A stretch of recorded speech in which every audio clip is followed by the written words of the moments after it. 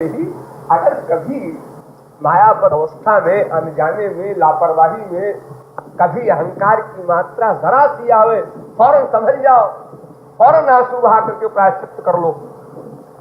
हे गुरुदेव, हे श्याम सुंदर, मैंने आपको कष्ट दिया, मैंने लापरवाही की, आज मैंने एक के प्रति दुर्भावना की, अपराध किया, अपने को अच्छा समझ लिया, अपने अपमान को हमने बुरा माना, फीलिंग किया उसमें।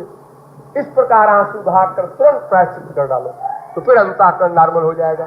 फिर आगे बढ़ो। हम ये नहीं कहते हैं कि मायाबद्ध जीव गलती करेगा ही नहीं, लेकिन गलती ही करेगा ये घोर पागल का सिद्धांत है। अगर गलती ही करेगा, गुरु के बताने पर भी सुधार न करेगा, तो फिर महापुरुष कब बनेगा वो? फिर शरणागति कब होगी उसकी? अंतःकरण की शुद्धि कैसे होगी उसकी?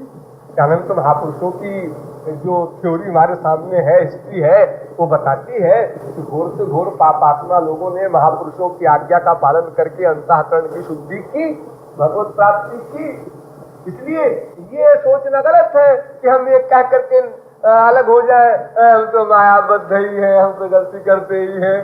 अरे गलती करते ही है, ये मायाबद्ध का लक्षण उस मायाबद्ध का है जिसको गार्जियन न मिले, गलती न बताई गई हो, और जो गलती बता दी गई, हम समझ गए और स्वयं जान रहे हैं, और फिर गलती करें और कहें हम तो मायाबद्ध हैं, तो फिर क्या हम ये समझते हैं कि ऐसी ही अवस्था में रह के हम कृपा पात्र बन जाएंगे?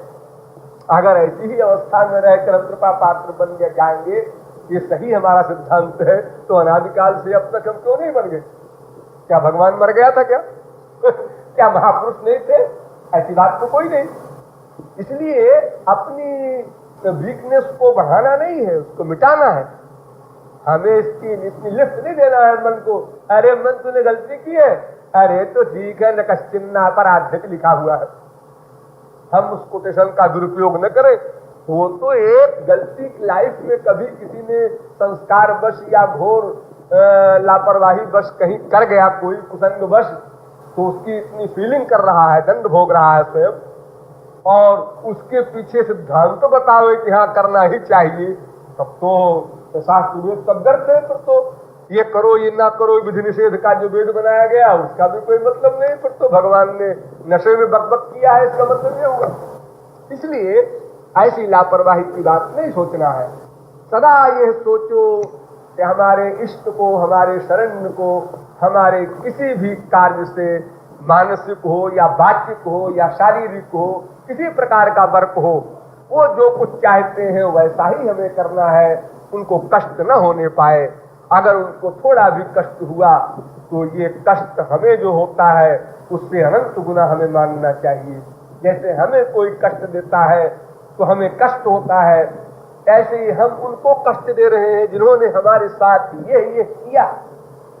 इतने उपकार जिनके हमारे ऊपर है अकारण करुणा के कारण, उनको हम कष्ट दे। अगर ना सुख दे तो कम से कम कष्ट तो न दे, इतना तो करे। इस प्रकार अगर हम सदा अपने को सिद्धांत युक्त बनाए रखेंगे, हम इस फीलिंग से युक्त रहेंगे, इन दोनों बातों को अगर मस्तिष्क में रखेंगे, तो फिर हम मनमानी नहीं कर सकेंगे, उच्छृंखलता नहीं कर सकेंगे, लापरवाही नहीं कर सकेंगे, और एक बार अपराध होने पर 1000 बार आंसू बहाएंगे और पुनः अपराध न होने देंगे। और अगर हम इन आदेशों को भूल जाएंगे तो ठीक है, महापुरुष दुखी होगा, लेकिन तुमको क्या मिलेगा?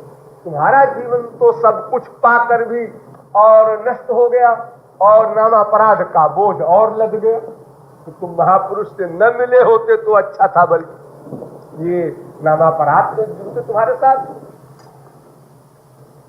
प्रतिदिन सोते समय 5 मिनट का समय निकालकर सोचना कि कल से आज हमने क्या प्रोग्रेस की, कितना सावधान रहे इन 2 बातों के ऊपर, जीवता के ऊपर और अपने शरण्य को सुख देने के प्रति जो हमारा लक्ष्य होना चाहिए, इसमें कितना सफल हुए, और अगर कोई गड़बड़ी रह गई तो कल नहीं होने देंगे।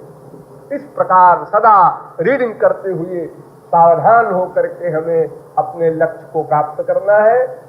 तो फिर हमारे लिए उसी प्रकार हम आगे बढ़ते जाएंगे। जैसे चंद्रमा प्रतिपदा के बाद द्वितीया में और चमकदार, तृतीया में और चतुर्थी में और यूं बढ़ता जाता है, ऐसी साधना हमारी बढ़ती जाएगी और हम लक्ष्य को प्राप्त कर देंगे।